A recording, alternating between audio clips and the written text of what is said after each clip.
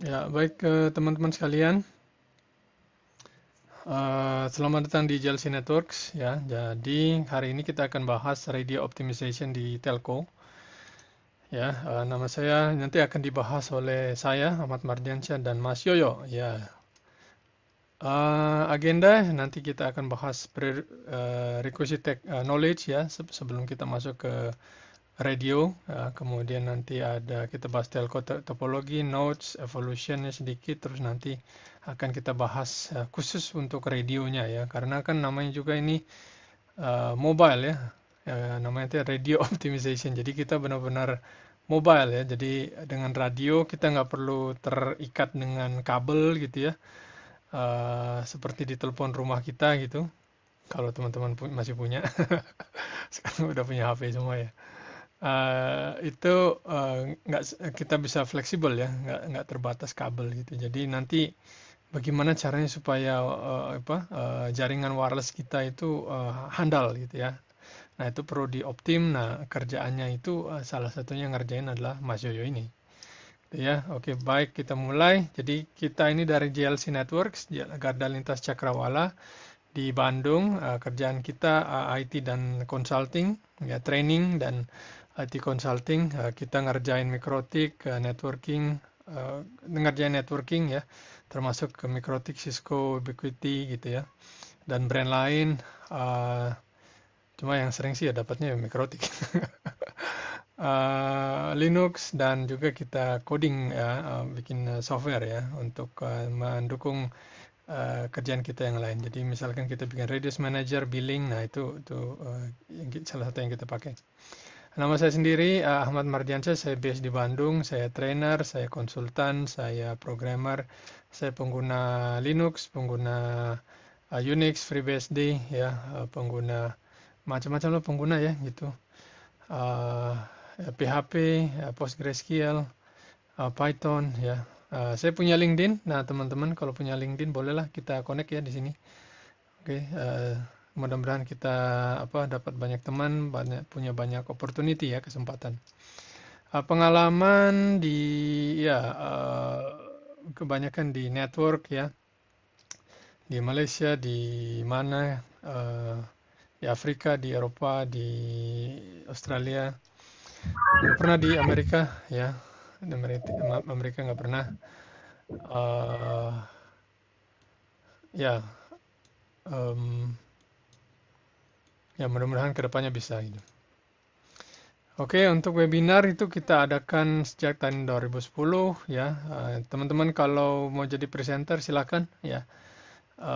Ya ini salah satunya Mas Yoyo ini ya. Kemudian untuk ya sekarang gantian perkenalan teman-teman silakan ya.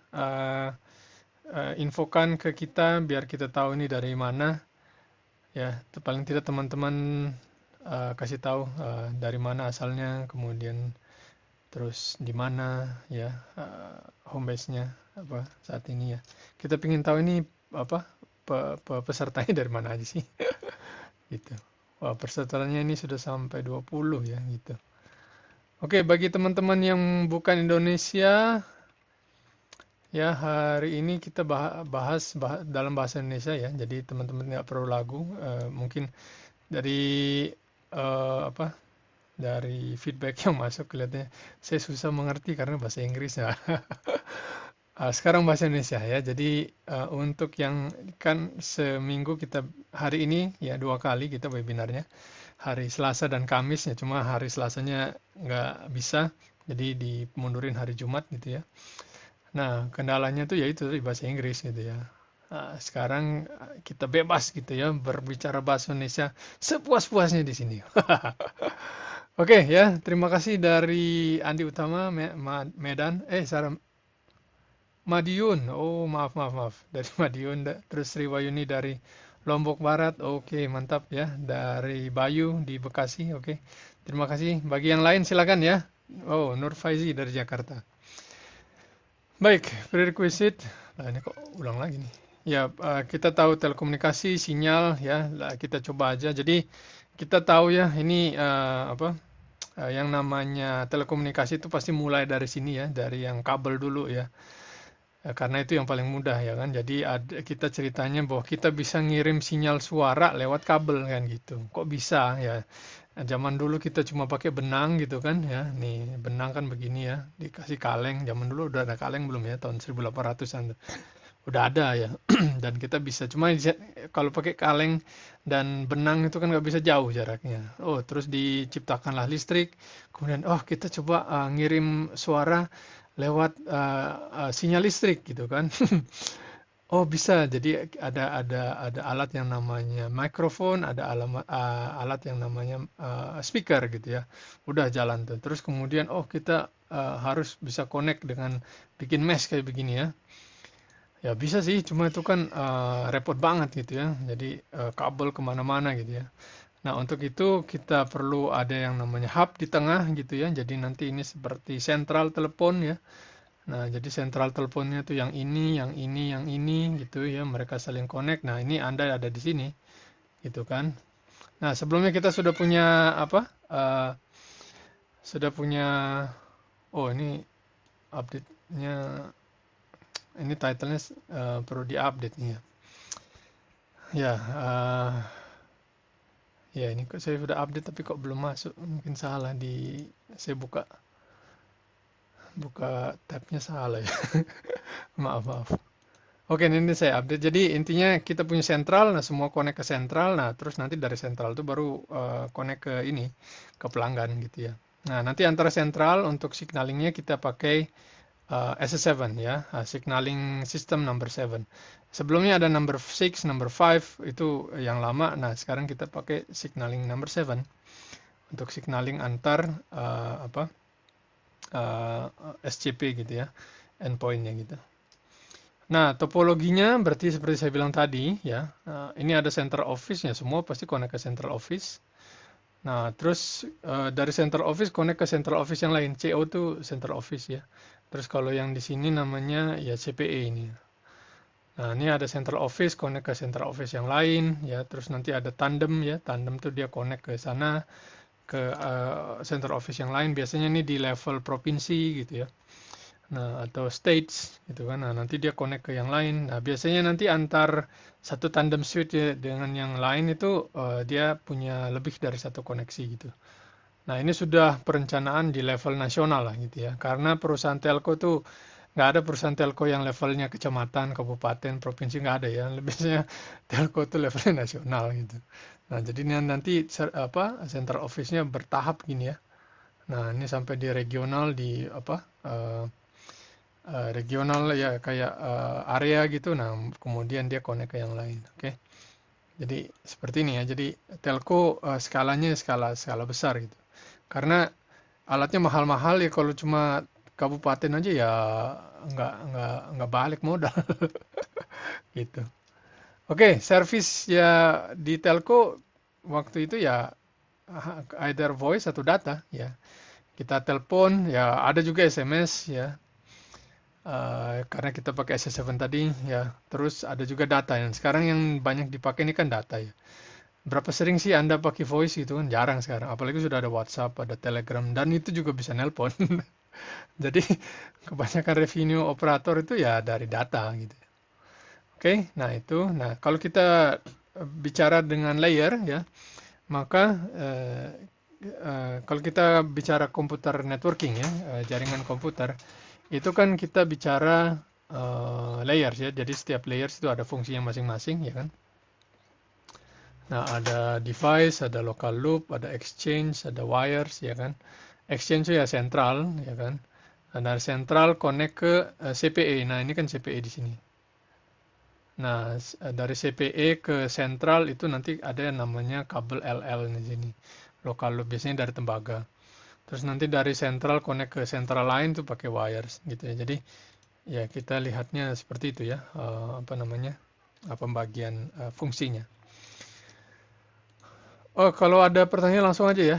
Nah, jadi di tradisional ya kita bisa lihat di sini bahwa kita punya aplikasi, ada fax, ada phone, ada SMS.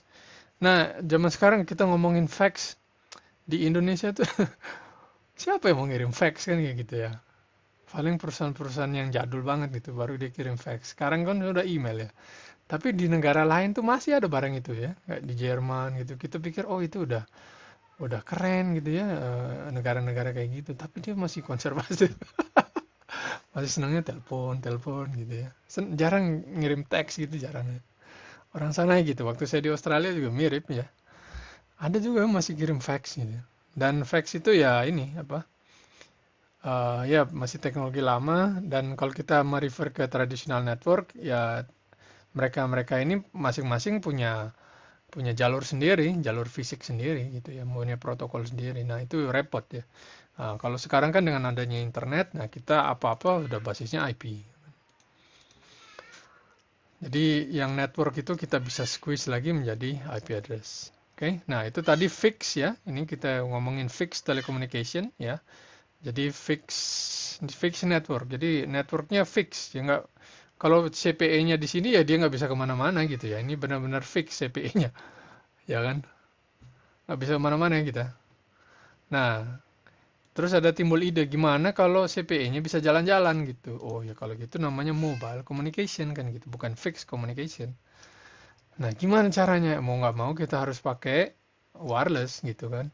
Nah, nanti kita mulai dari first G ya tahun 1980-an itu. Jadi nanti di sini ada tower gitu ya. Tower banyak gitu. Nah, ini kita yang ada di mobil tuh ya. Nah, kemudian di sini ada apa kayak um, switching office ya. Nah, kemudian dari situ kemudian connect ke yang lain gitu. Jadi tetap saja di sini ini sentralnya CO ya, switching ya. Jadi gunanya central office kan untuk switching. Switching itu kan artinya nyambung kan. Kalau Anda punya saklar di rumah itu kan namanya switch kalau di bahasa Inggris ya gitu. Ya, switch itu nyambungin dari satu kabel ke kabel yang lain gitu. Ya sama, di telco itu satu kabel tuh ya satu pelanggan. Anda kan mau nelpon, ya nggak? Berarti harus dikonekin dong kabelnya gitu. Ya seperti itu. Tugasnya switching ya begitu. Jadi zaman dulu operator di switching tuh switchingnya manual. Jadi tarik colok kabel sini ke colok kabel situ gitu. Oke, sekarang sudah mobile, jadi si CPE-nya itu bisa jalan-jalan gitu. Nah, terus masuk ke 2G ya. Nah, FG. First G itu dia pakai FDMA, jadi antara satu dengan yang lain dia pakai frekuensi bedanya ya. Nah, kemudian ke 2G ini lebih canggih ya. Tahun 90-an. Nah, ini dia sudah pakai TDMA, jadi Time Division Multiple Access gitu. Dia bisa menggunakan frekuensi reuse. Jadi ada sel satu, sel lain gitu ya. Satu sel itu dia pakai pancaran ya, pancaran pancaran ini apa namanya sinyal gitu ya. Jadi ini pakai frekuensi F1 ya, ini pakai pancaran frekuensi F2. Nah, gitu. Nah, nanti enaknya BTS ini pakai frekuensi berapa, sebelah sana pakai frekuensi berapa. Nah, itu namanya optim nanti ya. Nah, nanti powernya dikasih berapa. Nah, itu urusan optim tuh ya. Nah, saya dulu kerja di telco, kerjaan saya yang mana? Yang bagian sini nih. Nah, saya di core network ya. Maaf. Oke, itu tadi 2G ya. Nah, terus lanjut lagi ke 3G kan ya. Nah, kalau 3G itu ya 2,5G ya. Jadi zaman dulu yang namanya mobile phone hanya bisa buat nelpon aja ya. Nah, tapi kan saya mau ngakses internet gitu. Nah, berarti muncul 2,5G. Berarti nanti si sini modulasinya dia beda gitu ya. Eh, ya, jadi HP-nya itu juga harus. Jadi gini, kenapa sih kita ganti HP gitu ya? Kalau ada keluar 5G, oh ganti HP. Ya itu tadi salah satu teknologinya kan dimodulasi gitu ya. Device-device yang lama itu juga sama ya. Nggak mampu dia bikin modulasi untuk support modulasi yang baru. Dia kan pakai modulasi disimpan di mana sih? Di chipset kan gitu. Chipset begitu udah diproduksi oleh pabrik, nggak bisa di-upgrade gitu kan. Nggak kayak laptop kita diinstal ulang dari Windows 7 ke Windows 8 gitu ya, asalkan hardware-nya support. Dia nggak bisa. Sekali udah diproduksi, habis sudah gitu kan. Seperti itulah masa hidupnya gitu kan. Nah, chipset juga begitu. Jadi makanya juga ada yang nanya, kenapa apa seperti kereta cepat gitu ya? Kenapa harus bangun jalur lagi? Ya karena itu tadi speknya beda dengan kereta cepat dengan kereta biasa gitu ya. Makanya harus bangun lagi gitu kan.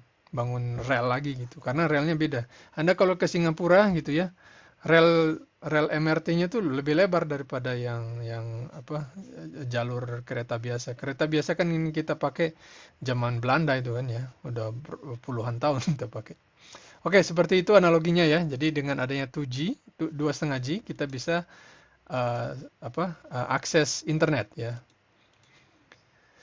Meskipun speednya slow gitu ya, tahun 90-an, ini sudah seneng gitu ya. Nah, terus di sini kita ada struktur ya, struktur GSM ya. Ini yang pakai 2,5, yang pakai 2G ya, GSM gitu. Nah, jadi di sini di kotak ini ya. Nah, di sini kotak ini namanya core network. Nah, kotak yang ini namanya access network gitu ya. Nah, saya kerja di sini, Mas Yoyo kerja di sini gitu kan.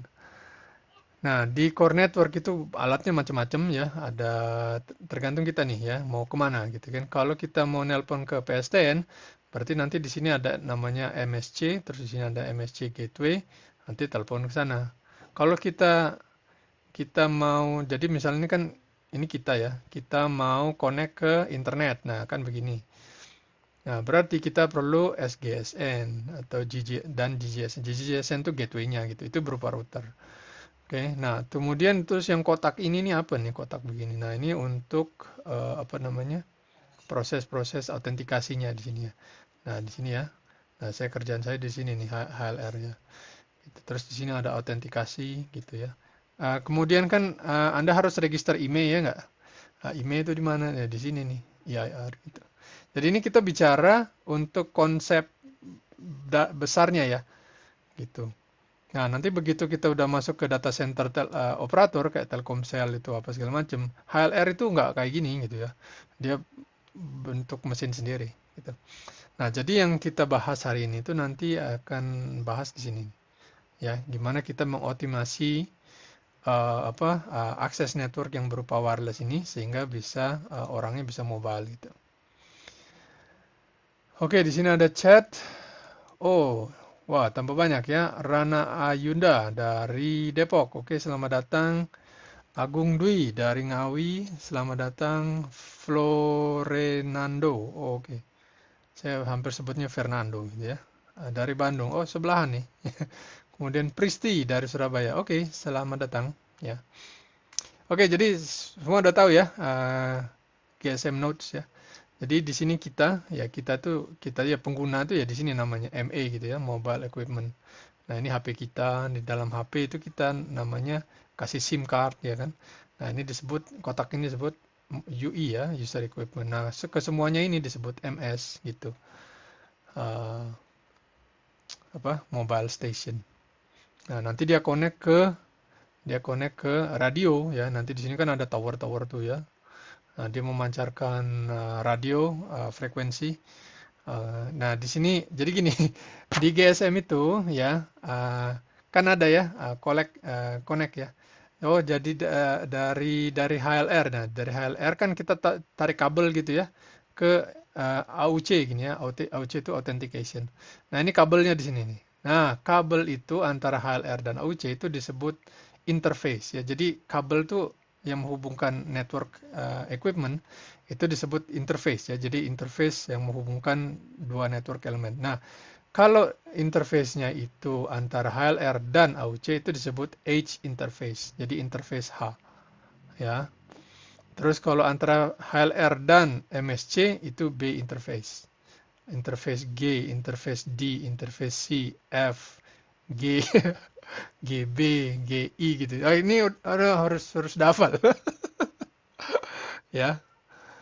Jadi kita ada problem di mana? Ada di GB interface. Nah, ngomongnya gitu nanti kalau udah kerja ya gitu. Oh, ada problem di mana nih? Anda mau tracing kan kita bisa sniff ya, sniff gitu. Kayak Wireshark gitu. Ini semua bisa di sniff ini interface-nya itu. Sniff-nya di mana? Oh, di C interface. Oh, oke. Kabelnya yang ini gitu. Ya. Jadi harus hafal tuh ya. Cuman nggak usah dihafalin kayak dokter lah ya. Hafalin tulang-tulangan gitu. Buset, ada satu buku tebel gitu ya. Isinya ini namanya tulang ini namanya tulang itu gitu ya. Jadi kalau ada kecelakaan yang retak di mana? Oh, tulang anu gitu. Ini tulang apaan tuh? Sama-sama. Di telco juga gitu ya. Nah, ada juga yang namanya A interface. Nah, gitu. Kalau A interface itu artinya A itu air ya. Jadi udara. Nah, itu urusan bagian itunya sana ya. Bagian Mas Yoyo itu ya. Mas Yoyo masih monitor ya? Ada nggak sih? Oh iya, iya, masih ya. Aman, aman. Aman Lanjut. ya. Sip. Oh, ini ada yang ini chat lagi. Oh, apa Shoful Abror dari Tangsel. Tangsel Tangerang nih. Tangerang. Oke, selamat datang. Terus Ilham Hanafi dapat slide. Oh ya, slide-nya nanti di-upload seperti biasa ya di akhir slide nanti kita tahu. Kemudian Tri dari Aceh, wow, banyak ya Hanafi ya Tangerang. Oke ya, itu tadi apa skema ya, skema topologi GSM ya. Jadi seperti saya basisnya komputer network ya, jaringan komputer dulu. Terus kemudian masuk telco ya, ya pasti ada topologi. Jadi dari sini connect kemana gitu ya. Nggak mungkin kita lempar semua terus saling connect sendiri gitu ya. Wah, ya, nggak mungkin. Oke ya, lanjut. Nah, terus kita lanjut ke ini ya, 3G ya. Nah, ini 3G. Nah, apa di 3G itu? Dia ada modulasi baru, makanya apa? Kalau modulasi baru, ya HP-nya harus baru. Ya seperti biasa, ini HP Anda, ya kan? Ini areanya Mas Yoyo nih, ya, RAN, Radio Access Network. Nah, ini bagian saya rada di sini, ya. Nah, ini. Jadi yang berubah di 3G itu ya bagian sininya nih. Dan dia bisa implementasi nih. Dia ada TDMA, kemudian dia apa code division multiple access gitu ya. Sama di sini juga sama ya, ada SDSN, ada MSC. Dari sini kok HLR nggak ada sih. Ya mungkin ada di dalam sini ya, di dalam sini nih. Nah, gitu. Jadi kalau Anda mau nelpon mau nelpon lewatnya sini ya. Anda kalau mau browsing lewatnya sini. Nah, gitu. Karena jalurnya beda ya. Oke, saya rasa begitu. Ya 4G saya lupa, belum saya tulis sih ya. Oke, saya rasa cukup ya dari saya ya. Bagi teman-teman, ya saya langsung eh, copy dan paste saja di sini ya. Jadi ya, ya tolong kita udah sediakan feedback ya nanti. Silakan diisi nanti pada akhir akhir meeting ya di sini. Kemudian untuk informasi ada di website, ada juga kita posting di Facebook ya. Tetapi terutama di website ya. Schedule ada di website. Karena kalau kita nempel di banyak tempat, wah, bingung nanti ya. Slide nanti available di slide share, tapi di tempat kita juga kita share ya. Kemudian kita punya Discord ya untuk bahasa Indonesia. Recording akan diupload di YouTube. Oke, seperti itu dari saya ya pengantar. Nah, selanjutnya ke Mas Yoyo. Silakan Mas. Oke, makasih Mas Ahmad. Saya coba share screen ya. Oke, silakan. Semoga udah terlihat nih slide saya. Ya, oke, mantap. Silakan Mas. Terlihat jelas, suara juga oke. Silakan lanjut. Kasih banyak nih Mas Ahmad untuk seri webinar yang kesekian. Masya Allah nih hampir setiap minggu 2 kali ya. Seminggu 2 kali Ya, ya. webinar dari CLC ini. Dan ini Mas Ahmad nih salah satu yang menginspirasi saya dan teman-teman untuk overseas juga nih Mas. Jadi Waduh. kita sering baca-baca dulu apa Mas Ahmad sering bikin apa artikel-artikel gitu kan apa aja sih bidang pekerjaan di telco dan IT itu apa aja itu Oh ya, di sedikit blog ya. banyak mencerahkan kita juga itu. Oke, oke. Ya, Sip ya lah. ini saya izin sharing ya teman-teman. Kita Ya, silakan, diskusi silakan. santai ya. Ya, Soal tema tadi udah dibahas juga sama Ahmad untuk generasi pertama sampai generasi ketiga gitu ya. Nah, saya nggak akan ya. bahas terlalu detail teman-teman. Tapi sekarang trennya gimana sih di global itu? Saya di sini tampilkan evolusi dari setiap generasi itu kan setiap 10 tahun ya perkiraan itu. Jadi setiap 10 tahun kita punya apa namanya generasi yang baru gitu kan. Nah, sekarang itu trennya malah justru 3G shutdown nanti ya. Tapi nanti tergantung kebijakan masing-masing lah. Tapi mostly dari banyak operator kebanyakan dia 3G shutdown. Gitu. Nah yang dipertahankan Iya. 2G-nya dan 4G sama 5G. Karena 3G ini termasuk teknologi yang agak canggung teman-teman. Iya, Dia iya. lumayan boros powernya lumayan boros. Kemudian dari sisi data juga nggak terlalu signifikan improvementnya dibandingkan 4G. Terus kalau mau voice kita juga udah punya VoLTE, kalau mau voice fallback kita udah punya VoLTE. Jadi banyak negara yang akhirnya mengambil keputusan 3G shutdown. Tahun depan kalau nggak salah Malaysia shutdown 3G-nya ya? Itu ya Malaysia ya. Malaysia, Malaysia. Teman saya di Oh iya itu iya. kemarin Iya. dia cerita tuh. Tahun Hmm, hmm, depan hmm. 3G udah kosong, udah canggih semua sana, pakai 4G aja. Ya itu apa namanya tuh nanti impactnya juga ke resource juga tuh mas, ke mapping resource. Sekarang Ya teman-teman ya. yang lagi 3G juga harus bersiap tuh buat maksudnya Migrasi ya. teknologi setelahnya gitu kan. Iya harus mau nggak mau. Oh, ya ya ya. Oke oke, lanjut. Terus Kalau di kalau dari Saudi sisi udah hmm, ini kah? Saudi udah shutdown kah?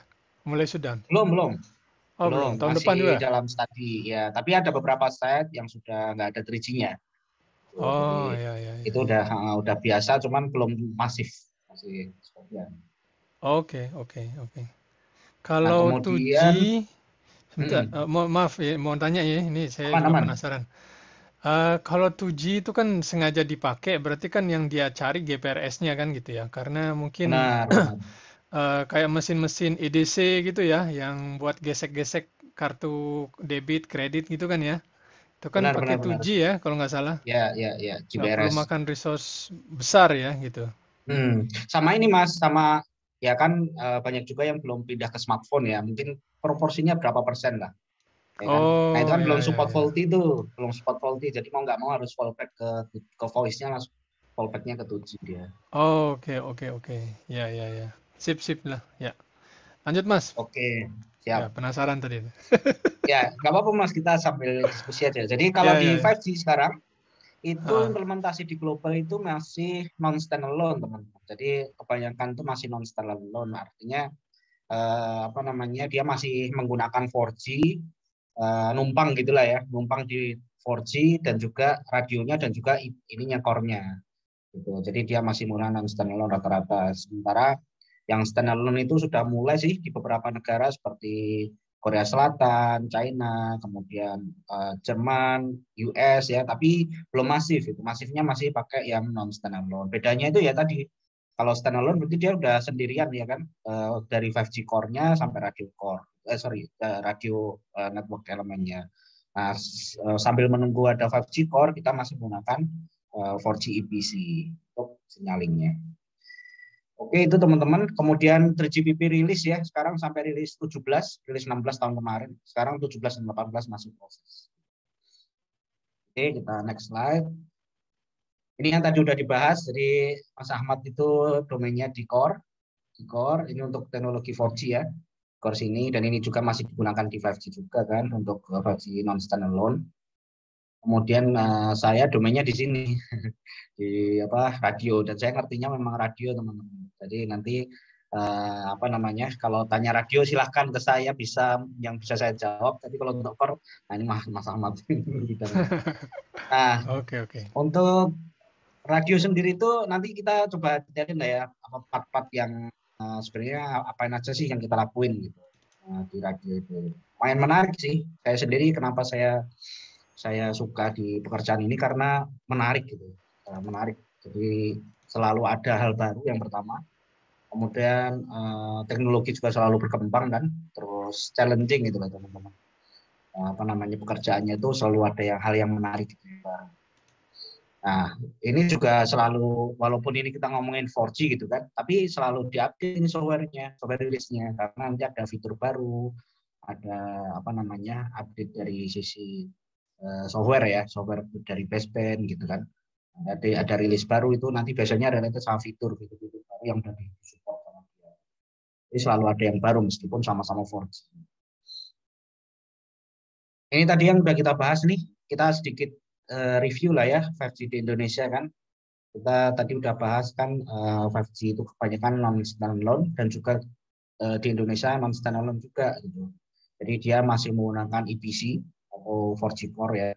Nah, kalau radionya sudah 5G kan, mau nggak mau ya tetap harus 5G seperti tadi Pak Mas Ahmad bilang kan, kalau modulation baru ya harus baru. Nah, di sini banyak sekali apa namanya key teknologi yang mendukung 5G, modulasinya yang pasti kan support 256 QAM, rolling uplink, kemudian massive MIMO, kemudian apa namanya channel coding yang baru, kemudian apa scalable numerology dan lain-lain. Jadi itu yang support. Jadi ini memang radionya baru, gitu, teman-teman. Jadi untuk signaling dia mau nggak mau pertama kali user mau cam di 5G dia nggak bisa langsung cam di 5G, signalingnya harus dilewatkan ke 4G dulu. Setelah nanti dia connect ke 4G, baru si 4G ini akan meng-add 5G-nya. Gitu ya. Jadi ini penting sekali nih di non standalone, 4G stability dan 4G coverage ini penting sekali. Nah, di Telkomsel, Indosat sama XL itu semuanya non standalone, frekuensinya juga beda-beda, ya kan? Nah, ini untuk bandwidth-nya juga beda-beda. Kemudian di sini mungkin yang saya mau highlight, teman-teman kalau mau beli HP juga harus menyesuaikan gitu ya frekuensi yang dipakai sama masing-masing operator. Karena di Indonesia ini frekuensinya masih terbatas banget nih teman-teman. Dan belum apa namanya nggak semua HP yang dijual di Indonesia itu support gitu kan. Jadi harus cek juga misalkan apakah HP-nya support N40 atau enggak untuk Telkomsel. Ya kan? Kalau N3 ini band 1800 itu hampir semua mobile udah support ya. Semua mobile sudah support. Nah, semakin mahal semakin support lah semuanya. Jadi kalau teman-teman beli HP mahal ya insya Allah aman lah. Gitu ya, kayak iPhone 13 dan lain-lain. Tapi kalau misalkan yang agak terjangkau, nah itu perlu double check lagi. Jangan sampai udah beli, aduh, nggak bisa dipakai. Kan. Ya selain nggak bisa dipakai ya posisinya juga masih terbatas sih, maksudnya set-set yang udah bagus juga masih. Nah ini teknologi tadi yang udah kita bahas sekilas di awal. Jadi 5G itu kita punya kurang lebih 5 atau 6 nih lah ya. Saya ambil dari slide-nya BerGPT. Jadi secara detailnya dia itu 5G itu kata kuncinya adalah fleksibel. Ya, kata kuncinya adalah fleksibel. Jadi 5G itu fleksibel dari sisi frekuensi. Frekuensinya mau pakai frekuensi 4G bisa nggak? Bisa. Frekuensinya pakai frekuensi millimeter wave yang tinggi banget bisa nggak? Bisa. Semua bisa nggak? Bisa. Jadi fleksibel dari sisi frekuensi. Kemudian dari sisi resource, ya slotnya saya mau apa namanya atur-atur bisa nggak? Misalkan mau kan kalau di radio itu ada frekuensi. Nah di dalamnya nanti masing-masing channel itu bisa kita besar kecilin. Kalau di 4G nggak mungkin itu bisa. Nah kalau di 5G misalkan nih PDCC channelnya itu bisa kita atur-atur tuh frekuensinya nggak harus full, kita bisa kecilin. Jadi fleksibel banget kalau di 5G. Tapi itu Oh, membuat nanya Mas, ya yang siap. dikecilin itu maksudnya channel width-nya gitu. Ya benar channel width-nya. Oh, bisa ya diganti-ganti ya. Bisa diganti-ganti. Oh, Karena kalau dulu, tujuannya biar misalkan memaksimalkan throughput misalkan. Terus oh, nanti canggih ya. ditambah channelnya supaya nanti lebih reliable untuk high mobility. Untuk Ya, apa ya, ya. speednya supaya sampai 350 km per jam bahkan sampai Ya, 500 ya. km. Itu memungkinkan Kalau Mas. kalau dulu Hmm. voice biasa tuh kan channel width-nya 200 kilo ya. Ya, ya, ya, ya. Ah, Kalau ya ini kan. bisa ini ya numerologi ini bisa ada opsinya Mas. Bisa 15, Oh, 30, 60, 120, ya, ya. 240 kayak gitu. Bisa. Oke, oke. Terus kalau Sesuai frekuensi. frekuensi bandnya bisa bisa pakai yang 60 GHz itu juga. Maksimal itu kalau yang C-band di bawah 7 GHz itu Ah, sampai maksimal 100 100 MHz. Ya, yang kita megahertz. pakai di sini juga 100. Oh, oke, oke, Oh, oke. lebar banget ya, Bang. Lebar banget. Megahertz. Ya, 100 Megahertz. MHz. Oh, megahertz ya. Oke, oke. Kalau yang itu 60 gigahertz. Kalau yang millimeter wave itu maksimal 400 MHz per channelnya, per satu frekuensinya itu, per Oh, channelnya itu, per iya, selnya iya. itu dia 400 MHz. Nggak, maksud saya untuk kan di kan Ya, kita juga millimeter wave. di ini apa bikin apa Hmm. wireless ISP ya. Kalau wireless ISP kan kita pakai Hmm. teknologi yang di pasaran gitu ya, WiFi. Kalau WiFi Ya, kan 2,4 GHz atau 5 ya, GHz ya kan. ya. Nah, terus ada juga band yang kosong itu di 60 GHz gitu.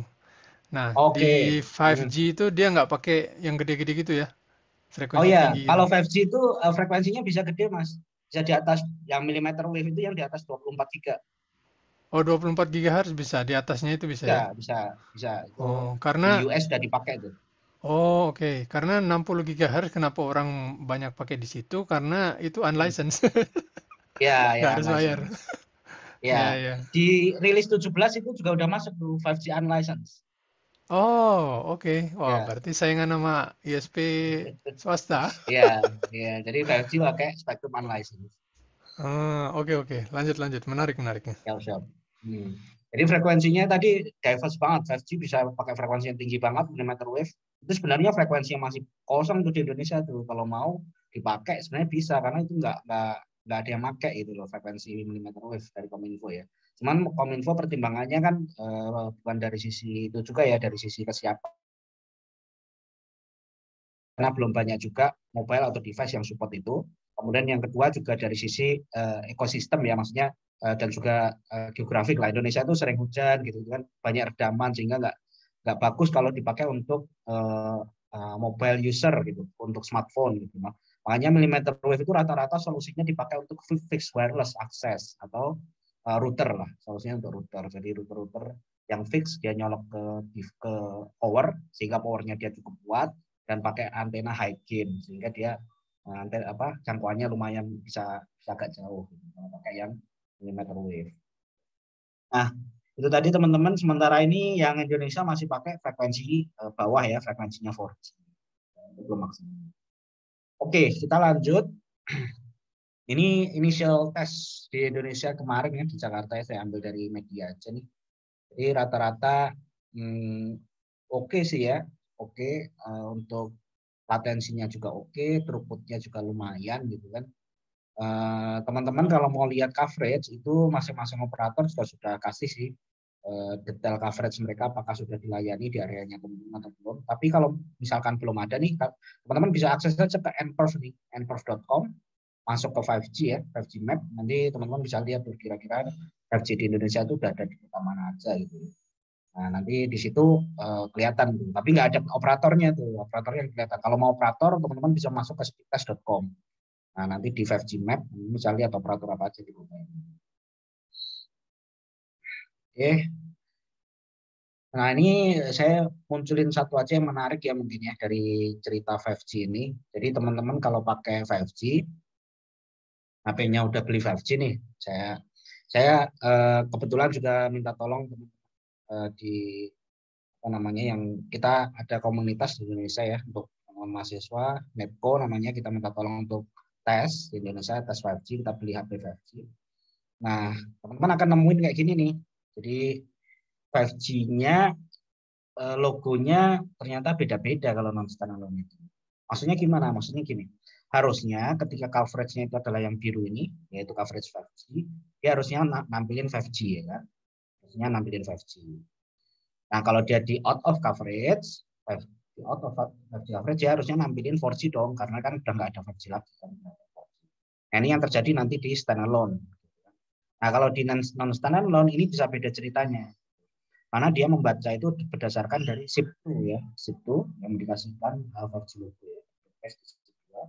Jadi dia bisa jadi ketika dia di out of 5G coverage dia masih bisa dapat 5G logo. Jadi teman-teman mungkin nanti kalau internetan logonya 5G di HP-nya tapi kok speednya kecil ya gitu. Nah, bisa jadi sebenarnya teman-teman itu nggak sedang dilayanin sama 5G.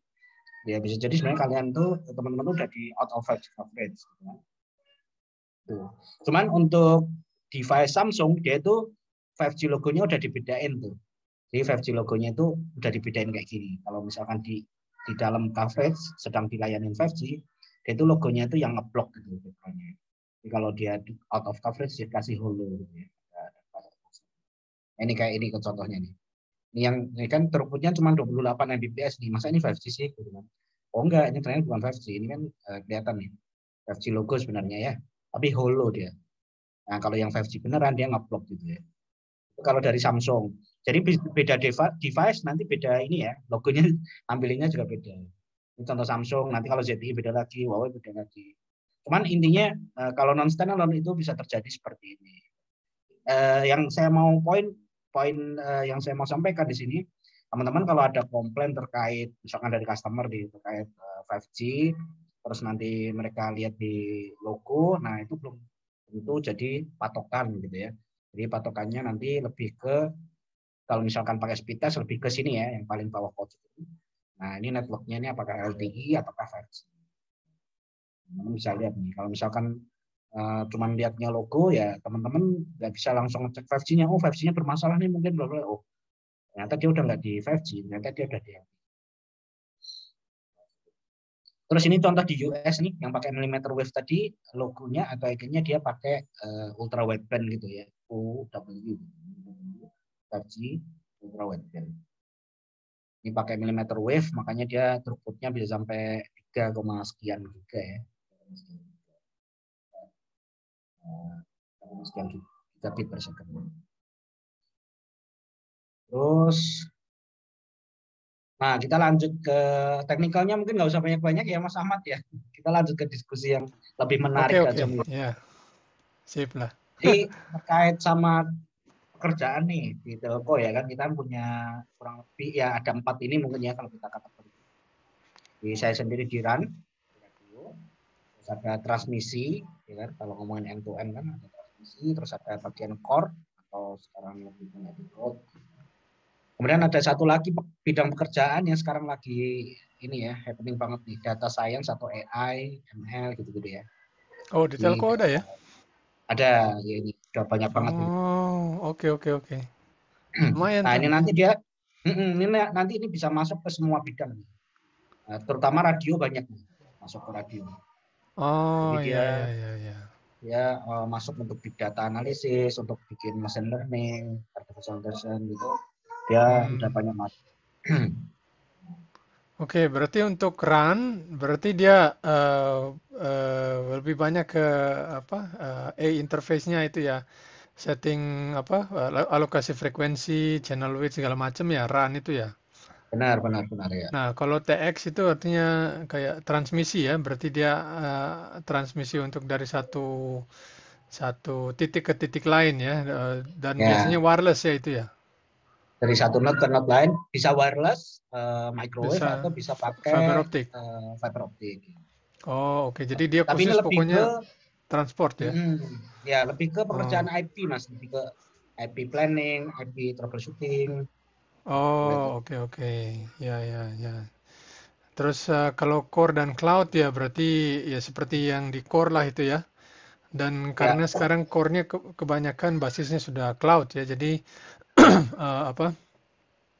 Sudah banyak pakai virtualisasi daripada dia pakai virtualisasi. server-server gitu ya. Jadi Benar banget. zaman dulu waktu masih kerja tuh ada satu server kayak lemari gitu ya. Itu khusus untuk HLR gitu.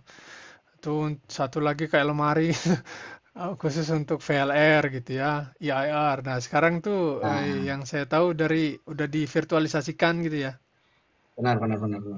Dan dia Oke. apa namanya sekarang kayak kontainer based on kontainer kan, kontainer base, terus Oh, ya, open kayak run kan, open Docker. run, ya Ya, aggregation itu. ya. Jadi mereka banyak banget sih sekarang yang dibutuhin juga di sisi ini cloud ini. Ya. Oke. Yang Ya, bidang pekerjaan yang sekarang lagi banyak dicari lah ya. di Europe terutama Europe banyak banget terus habis itu kalau yang terutama yang udah pakai ya kalau di sini sih masih banyaknya masih tradisional ya.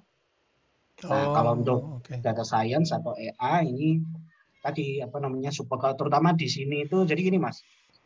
Sekarang itu ada bidang khusus untuk data science ini, tapi ada juga yang mensyaratkan untuk run engineer harus bisa data science gitu. Waduh, Jadi ya, jadi itu nambah dua hal, itu dua departemennya hal yang, nambah tapi ya benefitnya kurang lebih sama. Jadi ya. kalau teman-teman lihat lowongan sekarang itu rata-rata dicari run engineer, optim engineer gitu ya.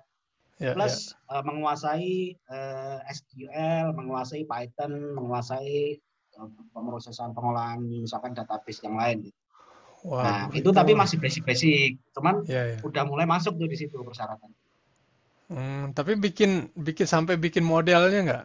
Karena itu kan perlu. Enggak sampai bikin model. Oh ya ya. Karena kalau bikin Jadi model tuh ya harus ngerti algoritmanya, pakai apa, klasifikasi atau apa gitu enggak kan? sampai situ. Jadi dia lebih ke Ya apa ya. ya? Kayak memudahkan karena kan kita di Optim itu rata-rata ada pekerjaan yang berulang ya Mas ya, yang bisa diotomasi Oh, automation ya gitu ya. ya automation. Jadi lebih membantu di situ aja sih automation memudahkan Kayak parsing log gitu kali ya. ya parsing log kemudian automation. Biasanya kan kita kan kerja selalu pakai Excel kan. Nah, itu bisa Oh ya ya. digantikan nantinya pakai SQL sama Oh ya ya ya ya ya SQL ya. Excel ya ya Excel Excel. hmm, Ya sehari-hari itu Excel tuh. kerjanya. Ya, jadi kadang Nah, spreadsheet-nya tuh apa kolomnya banyak banget gitu ya. iya. Cuman saya sendiri tuh sebenarnya masih belum terlalu update sih. Maksudnya saya Ya ya. mulai belajar-belajar juga, tapi nggak yang mendalami banget gitu. Saya karena rasanya belum ada use case yang mau saya implementasikan sekarang di project saya ini. Jadi nanti aja lah. Oh ya ya. Bolehlah nanti kita bahas Tapi ke depannya tuh ya. Ini ya, topik-topik yang menarik nih. tapi teman-teman ini penting banget ini saya, terutama fresh graduate dan 1-2 tahun yang udah mau overseas juga ini udah jadi topik yang harus dikuasain lah. Ya ya ya. Oke oke. Oke, Sip. kita lanjut. Kemudian competence level, ya ini basic lah ya, teman-teman kita ada di level yang mana gitu kan. Secara umum aja sih, misalkan fresh graduate ya, kemudian pengalaman 1-2 tahun gitu, kemudian 3-5 tahun. Sebenarnya ini nggak ada batas tertentu sih. Yang penting itu misalkan di sini ketika teman-teman udah mulai level 3 nih, teman-teman itu udah bisa mandiri ya, udah bisa mandiri, kemudian teman-teman itu sudah bisa mempresentasikan ide-idenya, ya kan? Kemudian udah bisa melakukan menghandle project yang lebih luas, gitu ya. Kemudian udah bisa pass knowledge ke orang lain gitu. Nah, ketika teman-teman udah mulai kira-kira ada di capacity itu, teman-teman udah di level 3 yang di sini menurut saya teman-teman untuk overseas ataupun bidang pekerjaan yang lebih tinggi teman-teman udah siap. Maksudnya kan biasanya ada level 1, level 2 gitu ya kalau di PAUI ya, gitu. Nah, teman-teman udah bisa tuh di level 2 kan teman-teman ada di level ini. Yang lainnya itu tergantung sama di pengalaman ya, pengalaman kerja dan project yang dihandle. Nah, kita ngomong sedikit nih tentang run ya. Jadi apa aja sih pekerjaannya run itu? Jadi teman-teman saya sekarang di sini yang di tengah ini. Nah, dulu saya awal memulai karir itu di yang planning atau desain ini ya. Jadi desain ini dia intinya melakukan analisis ya planning atau site di mana saya harus menempatkan site, azimutnya seperti apa atau arah antenanya ya, arah antenanya kemana, kemudian tingginya berapa, kemudian capacity ya kan kapasitinya udah terpenuhi belum. Ya, tools-tools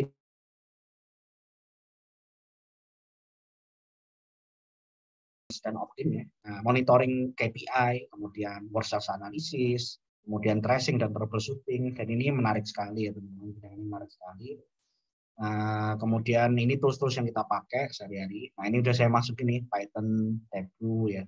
Ini tools yang baru. Kita sekarang analisis pun juga pakai Tableau untuk draft test analisis gitu ya. Jadi udah nggak perlu pakai tools DT sendiri itu enggak. Kita pakai Tableau pun bisa. Dan installation dan configuration ini BSS biasanya untuk install site pertama kali. Dulu saya juga sempat kerja di sini di Jogja dulu waktu sebelum lulus kuliah.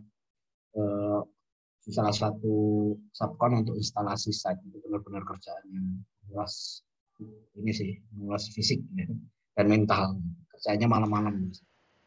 Oh ya kayak apa swapping migrasi gitu ya. Iya benar yang terutama orang-orang yang ini mas harus onsite. Oh ya ya ya. Zaman dulu kan harus onsite ya, kalau sekarang jadi harus install script ke dalam site-nya itu supaya on Ya ya ya. Harus datang troubleshooting. emang. Aduh itu Ya ya. Cuma ya itu juga apa dulu waktu saya di Afrika kan gitu ya ada teman-teman dari radio tuh kan ya mau nggak mau dia ke site ya gitu ya. Kadang ya di Afrika tuh ya beberapa tempat sih rawan ya gitu ya. awan Ya banget tuh. Ya makanya ngeri juga gitu. Apalagi kalau Terus misalnya ada bodyguard dulu, ya. iya ya, kadang dia tuh kalau ke site tuh sampai pakai tentara gitu. Iya. Di Aduh. Irak juga gitu kan, waktu zaman Uh, chaos dulu itu. Kan ada tuh ya beberapa Indonesia temen tuh ke sana dan apa ya kejadian gitu ya. Dia pernah kan oh, dengar cerita tuh ya ya ya ada ya. Ya. ada ada dari Indonesia gitu dia di sana. Tapi ya kalau bicara gaji oh gede banget. Tapi Ya, ya, ya. Risiko ya, iya ya harus dulu. dipertimbangkan matang. Heeh, sip sip. Oke, silakan Ya. lanjut lanjut Mas. Ya, ini bagian dari monitoring. Tadi saya udah bilang ya, pekerjaan di Optim itu salah satunya network KPI monitoring. Jadi kita tuh pertama kali pagi buka laptop tuh biasanya kita monitoring dulu, lihat KPI dulu. Yang kita lihat ini nih, accessibility, retainability, mobility dan lain-lain. Ntar berupa chart gitu ya, berupa chart KPI. Aman nggak nih hourly-nya? Aman nggak daily-nya? Oh aman. Udah. Oh enggak nih di cluster ini di grade. Nah baru kita cari tuh kenapa kok. Jadi ini part of daily inilah ya, daily tasknya. Terus habis itu for sales analysis. Jadi setelah nanti cek KPI, kita biasanya ngecek tuh set-set yang jelek kan kita nggak cuma maintain aman enggak kan. Kalau cuma maintain aman enggak ya semua orang ya nggak perlu jadi optim kan gitu. Nah kalau kalau bisa kan kita harus ada improvement terus. Nah makanya kita cari tuh sel-sel yang paling jelek. Misalkan di sini contohnya handover ya. Handovernya jelek nih, cuman 85% yang biru ini ya, 65%. Terus kita lakukan action, ya. Kita lakukan optimization di sini, kita ganti parameternya, misalkan sel individual offsetnya diganti, atau neckernya terlalu jauh nih, kita forbid aja, misalkan. Nah setelah itu ada improvement. Ini salah satunya workshop analysis untuk turnover success rate. Nanti hal yang sama untuk accessibility, untuk retainability, untuk throughput, kita lakukan hal yang sama supaya improve, clusternya improve. Kemudian fitur ya, fitur dan parameter trial. Nah ini biasanya yang sering banget ditanyain waktu interview teman-teman. Karena ini bidang pekerjaan yang levelnya relatif tinggi gitu ya. Jadi kita melakukan trial dari fitur atau parameter. Contohnya di sini ya, saya berikan contoh aja. Ada parameter ngubah dari sebelumnya, contohnya ini ya, RB random allocation ke frekuensi selektif. Nah setelah kita trial, di satu klaster gitu misalkan ada biasanya kita trial tuh sedikit dulu setnya misalkan 10 set dulu. Nah setelah 10 set kelihatan improvementnya ya kan. Nah intinya naik lah ya, naik berikutnya naik gitu-gitu kan. Nah setelah itu kita implementasi di klaster yang lebih luas di 50 site misalkan. Setelah oke, confirm nih semuanya improve nggak ada drawbacks, kita implement di semua network. Nah, itu terus kita lakukan hal yang sama untuk parameter yang lain, untuk fitur-fitur yang lain. Nah, dapatnya ide ini dari mana? Kita harus, itu tadi yang menarik ya, ketika ada fitur baru, kita harus coba pelajarin fitur itu cara kerjain gimana, kemudian kita coba lihat mana nih kira-kira parameter yang paling optimal. Kemudian setelah itu ada network audit ya, dan evaluation. Ini biasanya saya lakukan di awal-awal saya join project. Biasanya begitu saya join project, saya lakukan network audit supaya saya tahu gitu ya, network itu konfigurasinya seperti apa sih, udah bagus atau belum sih, terus udah proper atau belum parameter dan fiturnya. Gitu. Contohnya MIMO nih, kita lakukan audit kan, kita audit, oh ternyata nemu nih yang parameternya kurang oke nih, belum di set, unproper gitu kan. Nah kita ganti nih. Sebelumnya ini nggak jalan MIMO-nya, cuma one by one aja nih yang ya, padahal antenanya sudah 2x2 ya. Nah, kita ganti parameternya sehingga dia bisa improve. Jadi user experience-nya juga improve. Nah, itu teman-teman untuk network audit dan evaluation. Kemudian terakhir ya mungkin ya event monitoring, complaint handling. Nah ini tergantung project juga sih. Kalau project di MS kayak saya ini masuk di task kita yaitu event monitoring. Kayak haji, Idul Fitri, Idul Adha. Kemudian di sini juga ada pertandingan bola gitu ya. Untuk apa namanya? Champion, kemudian ada F1 kemarin baru aja, dan ada event National Day dan lain-lain. Itu masuk tas kita itu. Jadi kita harus begadang ya monitor KPI. Tapi sebelum monitor kita harus melakukan action dulu nih. kita nyiapin setnya kurang atau enggak. Kalau kurang kita tambah kau itu kayak GTS Combat gitu ya, Combat GTS atau Indonesia.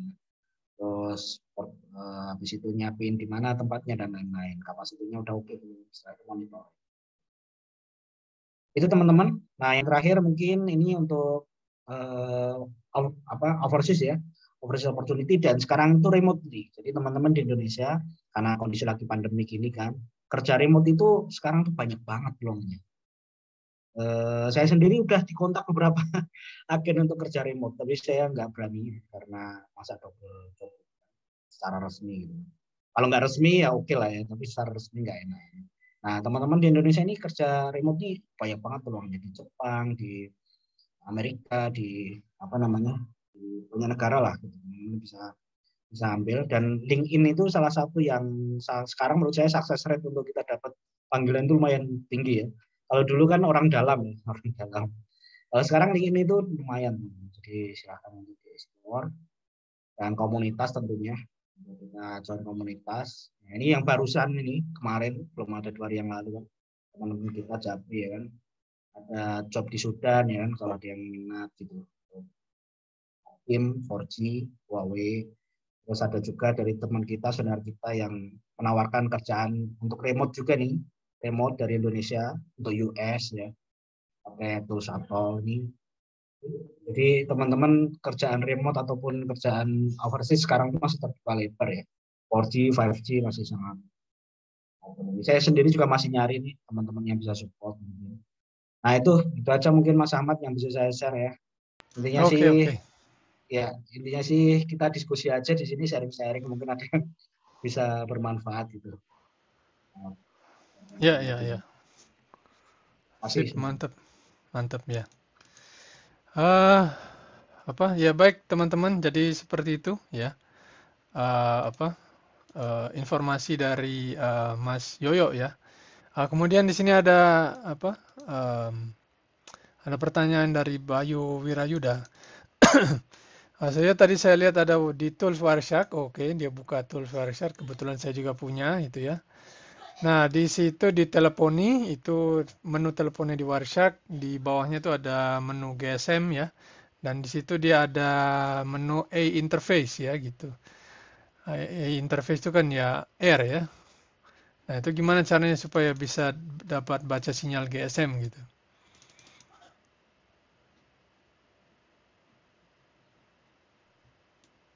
Yang mana ya tadi Mas? Ya, di Wireshark, Mas Yoyo pakai Wireshark nggak waktu kerja gitu? Oke, kalau WhatsApp saya sendiri jarang sekali sih. Jadi WhatsApp itu kalau di kita bisa pakai untuk baca tools, baca apa namanya, hasil dari tracing. Jadi kita punya tracing, nanti ada pickup file. Nah dari pickup file itu Ya, kita bisa open di WhatsApp untuk itu. Tapi saya sendiri jarang sekali pakai itu karena kita punya tools internal untuk baca log. ya. Jadi untuk Bayu Wirayuda ini, jadi eh untuk menangkap dan jadi sinyal di GSM itu kan dienkripsi itu ya. Jadi pakai algoritma A5 ya kan gitu ya. Di mana nanti feedingnya itu ya dari authentication itu ya kan. Dia random key-nya itu dari situ gitu. Eh, ya, nah kalau itu kita misalkan ditangkap gitu, ya perlu alat khusus gitu ya, gitu. Nggak bisa langsung dari laptop kita langsung colok gitu kan, nggak bisa karena frekuensinya juga beda ya nggak, gitu. Nah jadi untuk di Wireshark ya, menurut saya eh, menu teleponi dan GSM itu kalau misalkan kita sudah punya ininya apa namanya, sudah punya filenya gitu ya. Sudah punya file pickupnya, yang bikin pickup siapa? Ya mungkin orang lain gitu.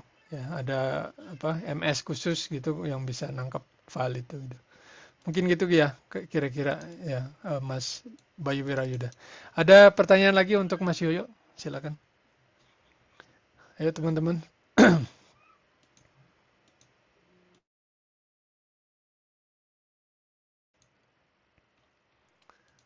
Baik, rekan-rekan, ini bahasanya mungkin terlalu tinggi apa gimana ini? Iya, sepi banget nih. Iya, sepi ya, tapi ramai nih yang datang nih gini. Ah, gimana ya? Atau pertanyaan yang biasa juga boleh gitu ya. teman-teman silakan. Halo. Rasain boleh langsung. Ya, ya, ya. Jadi seperti ini ya. Jadi apa gunanya? Kalau radio optim itu termasuk ini apa? Yang pakai Thames gitu, jalan ke putar-putar keliling kota, apa? Kemudian pakai dulu apa namanya? Pakai map info dulu ya. Itu masih Oh ya, pakai. oh ya. Jadi sekarang itu eranya udah mulai hampir habis ya Mas ya. Jadi Drive Test Oh ya. Engineer itu juga termasuk yang bakal hilang nanti. Oh, Karena oke. ya, Drive karena test kita ya namanya benar. ya drive test.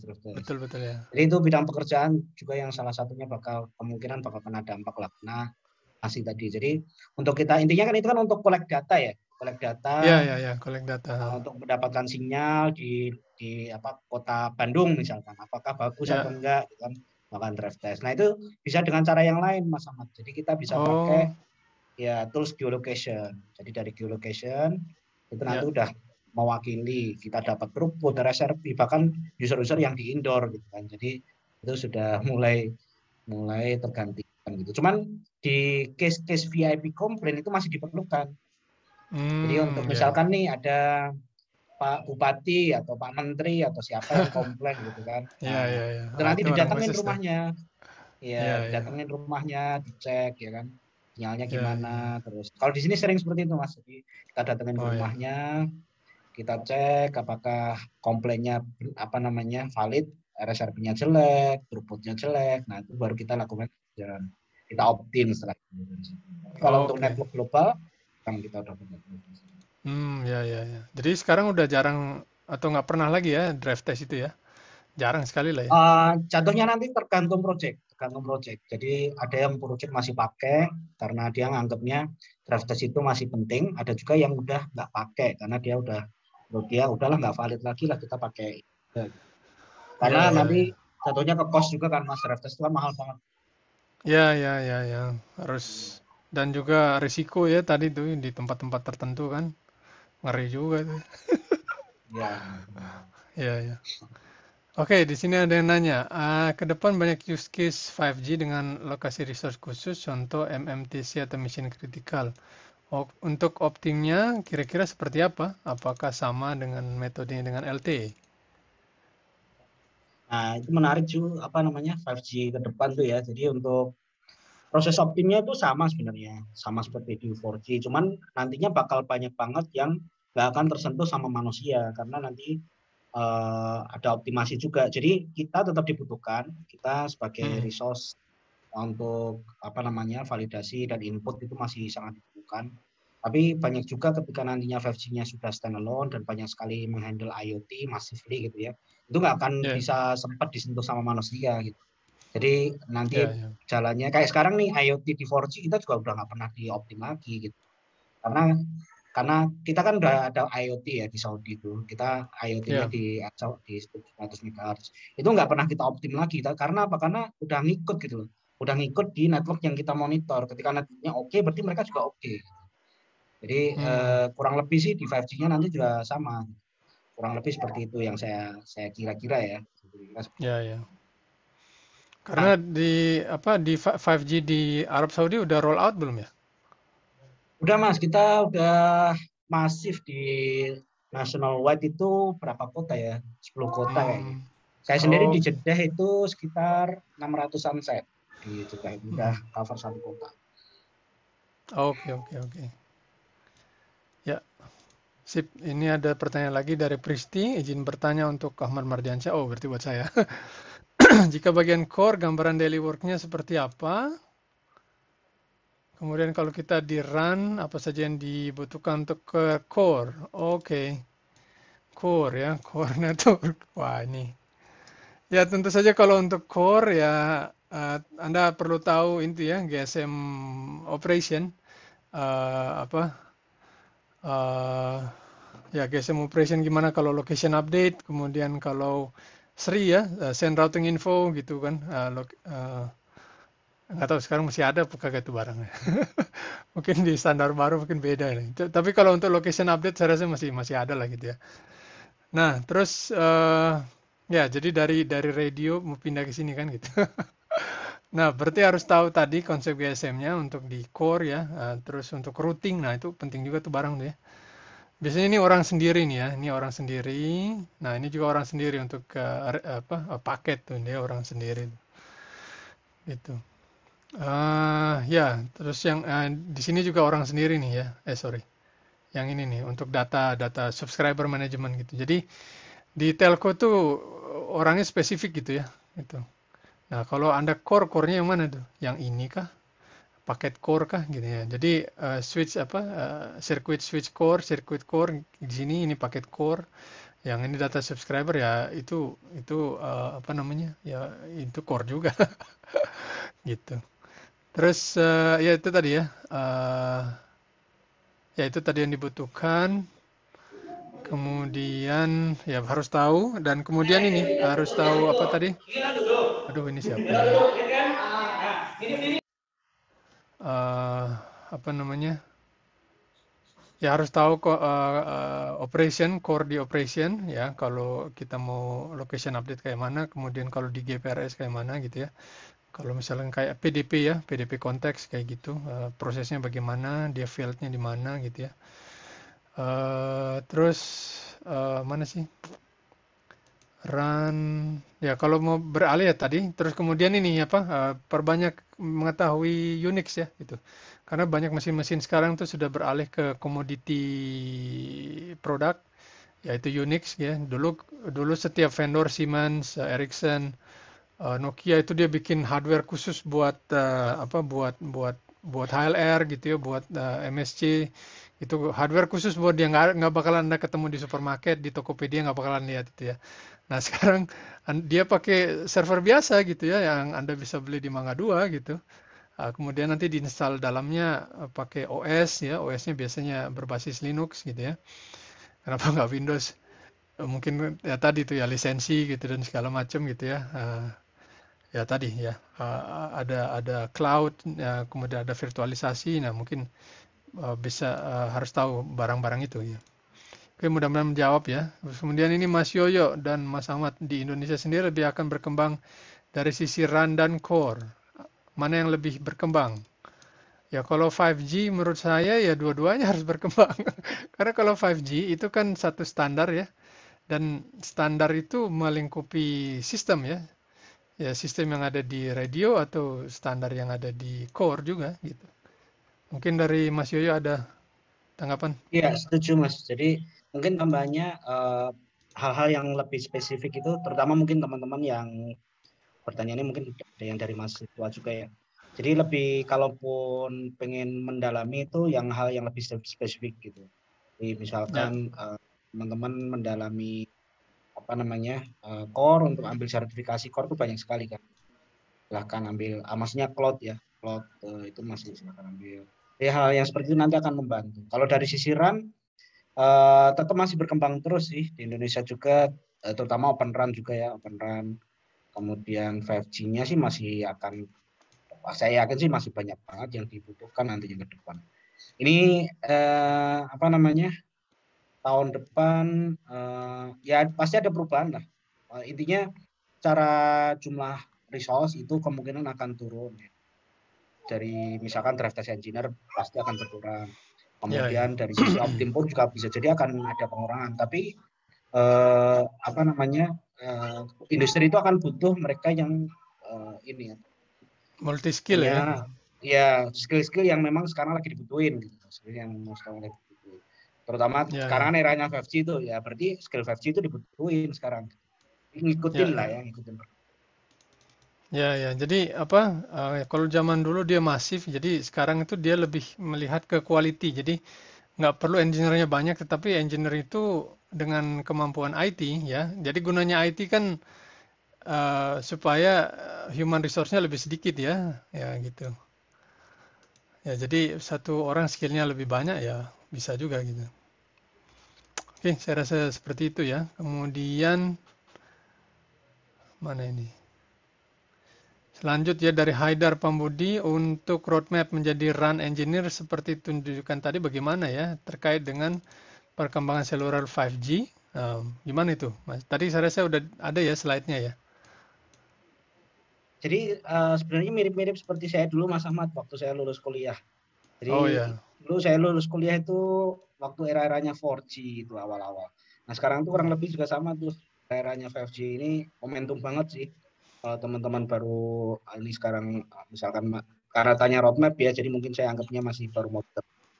Ini Ya, ya. eranya 5G, jadi teman-teman untuk masuk ke situ gampang banget karena nggak ada hierarki yang tetap gitu loh di IT atau di telco itu. Ketika kalian kalian menguasai teknologi itu ya peluang kalian untuk apa langsung incas di situ tuh besar gitu, bahkan bisa Ya, ya. lewatin orang-orang yang udah di industri udah lama gitu. Dan Ya, itu ya. terjadi sama kita dan teman-teman gitu. Saya Ya, sendiri itu ya. anak kemarin sore teman-teman. Saya anak kemarin sore. Eh, Ya. Teman-teman kita yang di Jepang di Rakuten itu rata-rata baru saya sendiri baru lulus 2014 kan Ya. dari SDT University. Tapi Hmm. kita itu cepat ke level yang tinggi karena yang pertama ya apa namanya takdir, yang pertama, kedua karena ada pas momentumnya itu pas di 4G juga itu kayak Ya, ya, kesempatan ya. sih. Ya, ya. Jadi apa? Ada kesempatan kemudian skill match ya udah dapat gitu ya.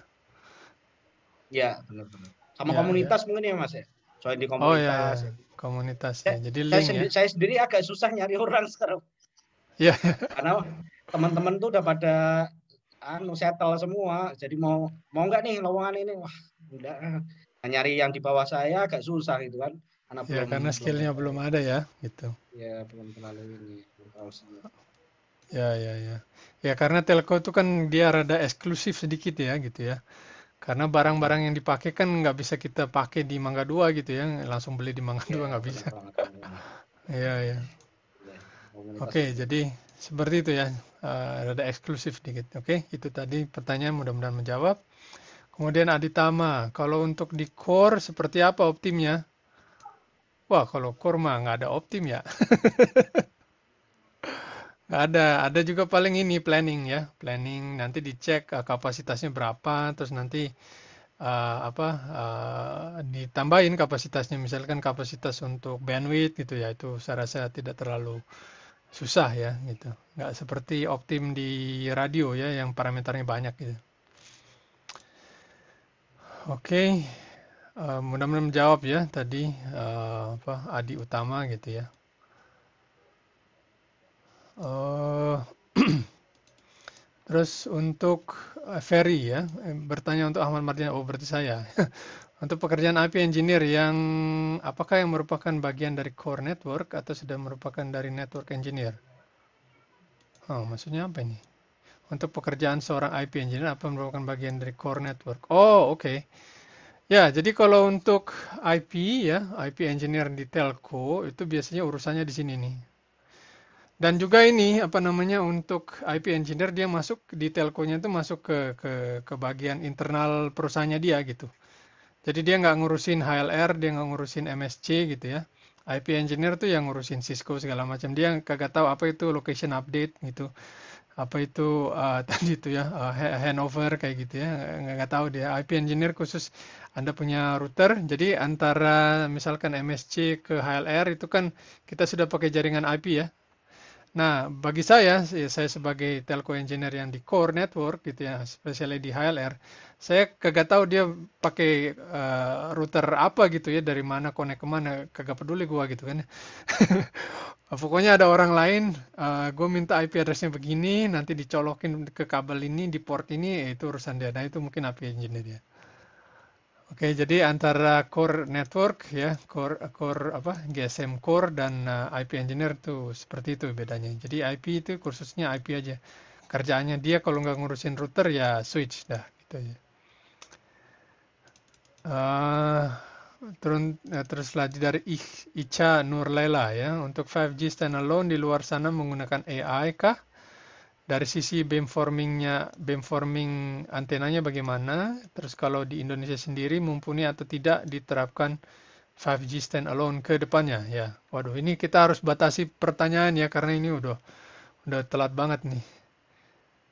Mas Yoyo mungkin ya. Iya ini siap.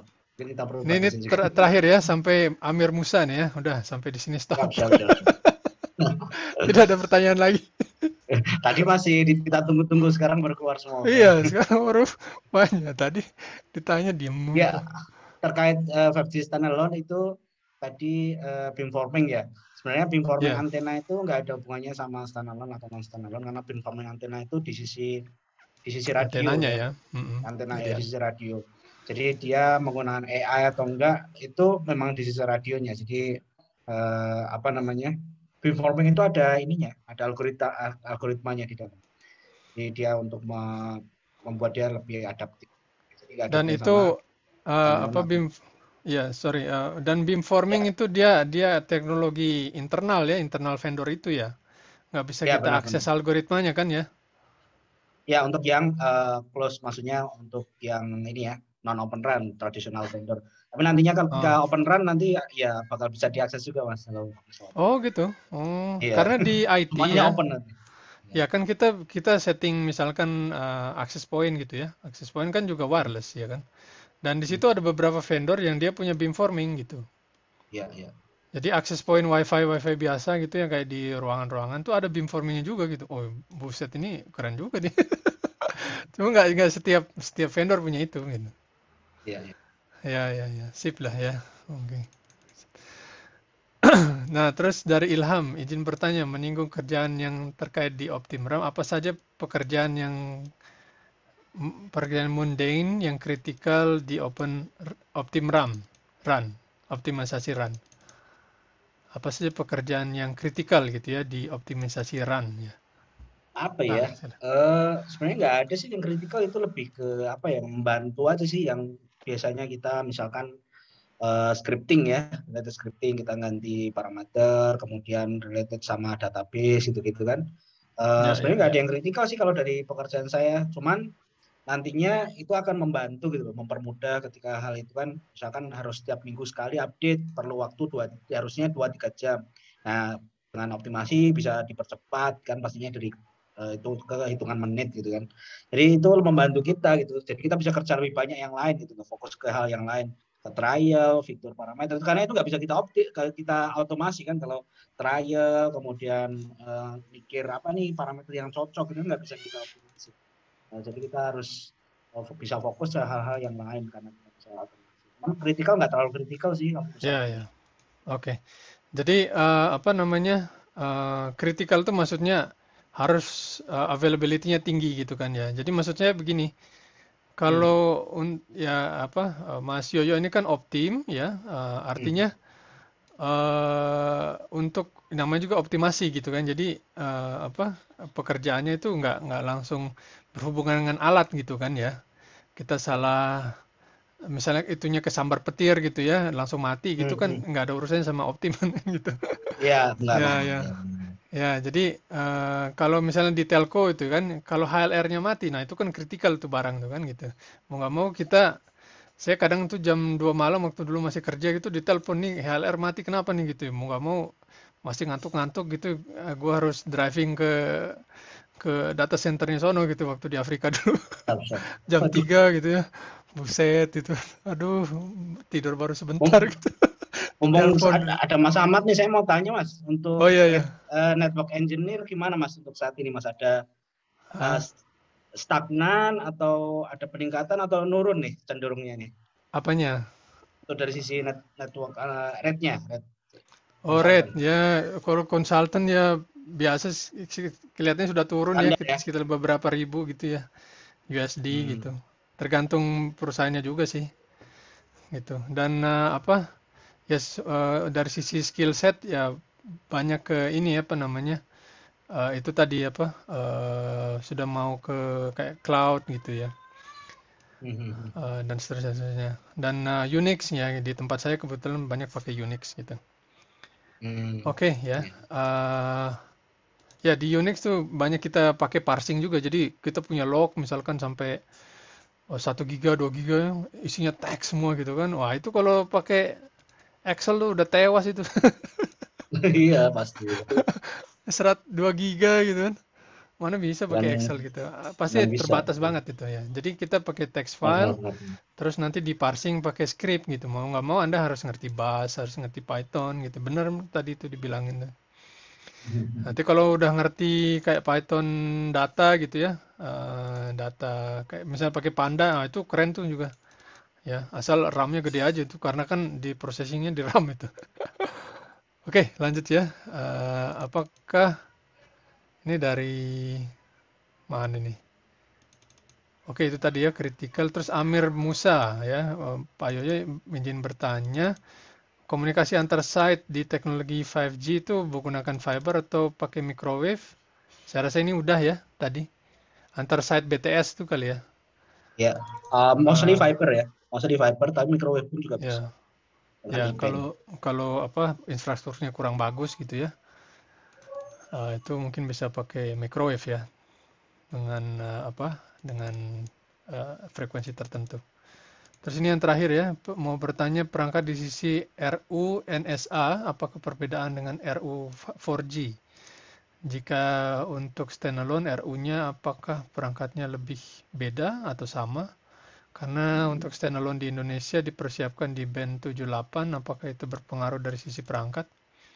Ya, perangkat Untuk ya. Mas Yojo kayaknya. Ya, radio unitnya sama 4G jelas beda. Radio unitnya kan nggak ada radio unit. Di 5G kan gabung sama antena yang namanya aktif Hmm. antena unit AAU kalau pakai. Jadi RU sama antena gabung pakai AAU. Itu Oh, kalau oke. yang beneran 5G gitu. Jadi kita pakai AAU aktif antena.